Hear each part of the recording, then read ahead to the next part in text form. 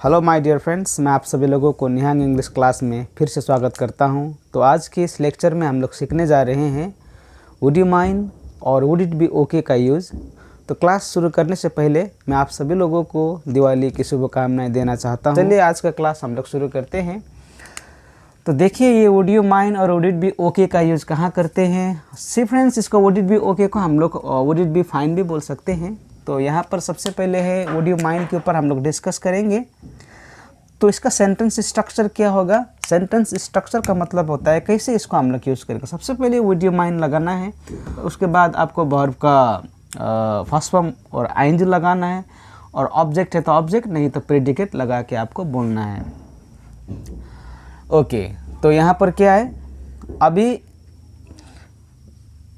उदाहरण से समझेंगे हम लोग। वुड यू माइंड कब बोलते हैं हम लोग। सी फ्रेंड्स, वुड यू माइंड हम लोग रिक्वेस्ट करने के लिए बोलते हैं। जैसे कि विनम्र रिक्वेस्ट जब हम लोग करते हैं तब उस वक्त हम लोग वुड यू माइंड लगा के हम लोग करते हैं। जैसे कि कृपया आप मुझे आपका किताब दोगे।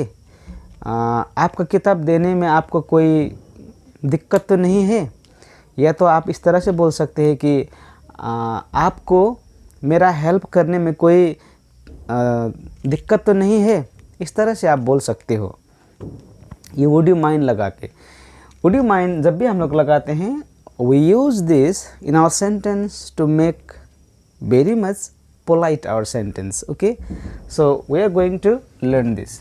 तो मैंने अभी हिंदी में बताया आपको कि वुड यू माइंड का यूज़ कहाँ करते हैं, पोलाइट रिक्वेस्ट करते हैं। जब पोलाइट रिक्वेस्ट करना होता है तब हम लोग वुड यू माइंड का यूज़ करते हैं। तो सबसे पहले नंबर 1 में would you mind giving me your book. Would you mind giving me your book का मतलब होता है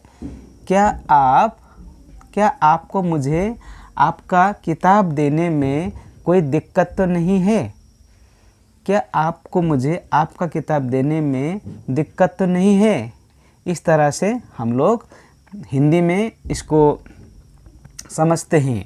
तो इंग्लिश में होगा would you mind giving me your book. इस तरह से हम लोग बोलते हैं। या तो इसको हम लोग शॉर्टली अगर देखा जाए तो इसका ऐसा होगा, shall you give me your book. Shall you give me your book. See friends, confuse मत रहिए, विल भी होगा यहाँ पर, शैल भी होगा, दोनों we can use there. Okay, तो इसका ये होगा। अगर ये बोलते हैं तो हम सभी लोगों को विद ईज वी अंडरस्टैंड, बहुत ही सरलता से हम लोग समझते हैं। लेकिन जब ऐसा आता है तो थोड़ा प्रॉब्लम होता है समझने में। तो इसका मतलब यही होता है।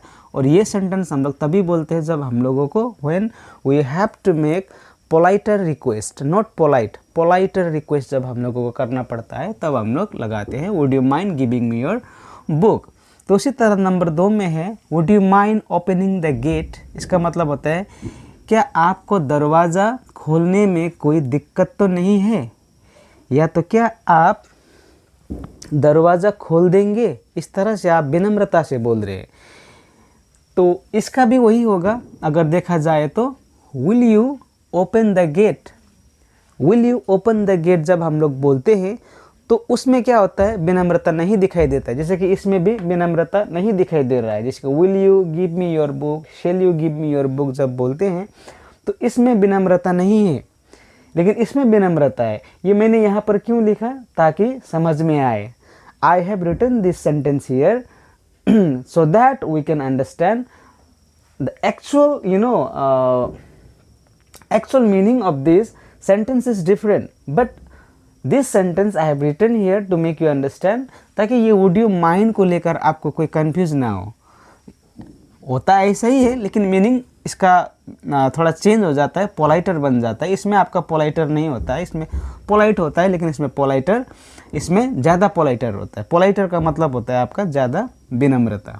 Okay, number 3, would you mind helping him. क्या आपको उसका सहायता करने में कोई दिक्कत तो नहीं है। इस तरह से आप बोल सकते हो would you mind helping him. तो इसी को आपको बनाना है कि would you mind helping me, would you mind giving me your book, would you mind आपको बोलना है कि मेकिंग टी, चाय बनाने में आपको कोई प्रॉब्लम तो नहीं है, कोई समस्या तो नहीं है, कोई कष्ट तो नहीं है। इस तरह से आप इसको बना सकते हो। ओके। तो आते हैं हम लोग अभी वुड इट बी ओके या तो would it be fine if. Would it be okay या तो would it be fine if लगा के किस तरह से बोलते हैं, would it be okay, would it be okay if, उसके बाद सब्जेक्ट होगा इफ़, या तो यहाँ पर आप लगा सकते हैं फाइन, उसके बाद वर्ब का सेकंड फॉर्म होगा, ऑब्जेक्ट होगा, और ऑब्जेक्ट नहीं है तो वहाँ पर प्रेडिकेट होगा। तो कैसे करेंगे इसको हम लोग, would you mind if, if या तो ये लगाते हैं या तो हम लोग ये लगा के बोल सकते हैं। ओके, तो यहाँ पर है would it be okay if I stayed here tonight. यहाँ पर ये हम लोग लगाते हैं परमिशन, जब हम लोग लेते हैं, जब परमिशन लेते हैं तब हम लोग ये लगाते हैं। जैसे कि ये था आपका रिक्वेस्ट में, जब हम लोग रिक्वेस्ट करते हैं तो वुड यू माइंड लगा के बोलते हैं, लेकिन जब हम लोगों को परमिशन लेना होता है तो हम लोग लगाते हैं वुड इट बी ओके या तो would it be fine if लगाते हैं, या तो वुड यू माइंड इफ़ लगा के हम लोग बोलते हैं जब भी हम लोगों को परमिशन लेना होता है। तो स्ट्रक्चर मैंने यहाँ पर लिख दिया है, मैंने समझा दिया है इस स्ट्रक्चर के बारे में। तो नंबर 1 में है would it be okay if I stayed here tonight. आपको बुरा तो नहीं लगेगा यदि मैं, आपको बुरा तो नहीं लगेगा यदि मैं आज रात यहाँ रुकूँ तो, हिंदी में ऐसा होगा। यहाँ पर क्या बोला है, would it be okay if I stayed here tonight. क्या मैं यहाँ पर आज रात रुक सकता हूँ, या तो क्या मैं आज रात यहाँ रुकूँ। यदि मैं यहाँ पर आज रात रुकता हूँ तो आपको कोई कष्ट तो नहीं है, कोई तकलीफ़ तो नहीं है, मतलब यहाँ से आप क्या कर रहे हैं, परमिशन ले रहे हैं। इसका हिंदी में मीनिंग उस तरह से होता है। ओके, हिंदी में, और आप रीजनल लैंग्वेज में थिंक कर सके।